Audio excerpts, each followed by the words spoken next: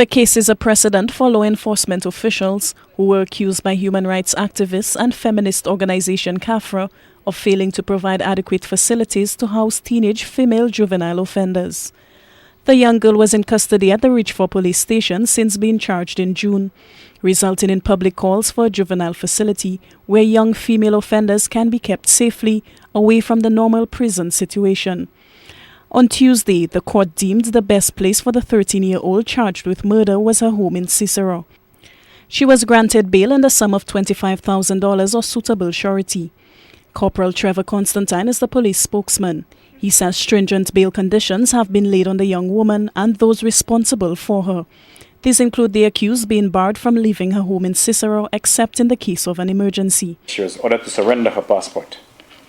She must reside with her parents, and she was ordered not to leave except in a case of a family emergency. And if she does, either parent must be present. She must report to the Criminal Investigation Department every Monday between 6 a.m. and 6 p.m. She must always be under the supervision of one of the parents at all times. The teenage girl is charged with the murder of 20-year-old Kivana King of Cicero. The incident occurred around 2:45 a.m. on June 13th at a bar in that community where both young women lived.